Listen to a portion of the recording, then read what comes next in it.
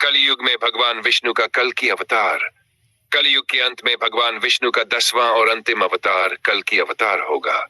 यह अवतार धर्म की पुनर्स्थापना और अधर्म के नाश के लिए होगा। पुराणों में इस अवतार की कथा विस्तार से वर्णित है। कहानी की शुरुआत। कलयुग के प्रारंभ में धीरे धीरे धर्म का ह्रास होने लगा। मनुष्य अधर्म, अन्याय और अनीति की राह पर चलने लगे।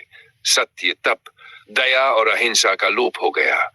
अधर्म का प्रभाव इतना बढ़ गया कि समाज में पाप और अनैतिकता का बोलबाला हो गया। इस स्थिति को देखकर पृथ्वी माता बहुत दुखी हुई और भगवान विष्णु से प्रार्थना की। भगवान विष्णु का वचन। भगवान विष्णु ने पृथ्वी माता को आश्वासन दिया कि जब अधर्म अपनी चरम सीमा पर होगा और धर्म का अस्तित्व समाप्त होने लगेगा, तब वे कल्कि अवतार के रूप में जन्म लेकर संसार को पाप और अधर्म से मुक्त करेंगे। कल्कि अवतार का जन्म। भगवान विष्णु ने शंभल ग्राम के एक ब्राह्मण परिवार में कल्कि के रूप में जन्म लिया। उनके पिता का नाम विष्णुयश और माता का नाम सुमति था। कहा जाता है कि कल्कि का जन्म घोड़े के समान तीव्रगामी और बलवान योद्धा के रूप में हुआ। अधर्म का नाश। जैसे ही कल्कि बड़े हुए, उन्होंने घोड़े देवदत्त पर सवार होकर अपनी तलवार से अधर्मियों का नाश करना शुरू किया। उन्होंने अत्याचारी राजाओं और पापियों को समाप्त कर पृथ्वी पर पुनः धर्म की स्थापना की।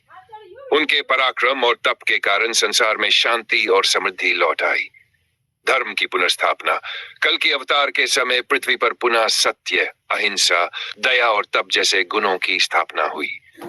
ऐसा कहा जाता है कि उनके अवतार के बाद सत्य युग की शुरुआत होगी और मानवता फिर से एक नए स्वर्ण युग में प्रवेश करेगी।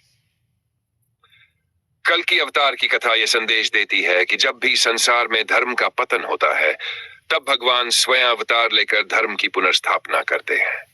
यह कहानी यह भी बताती है कि अधर्म चाहे कितना भी बढ़ जाए, सत्य की हमेशा जीत होती है।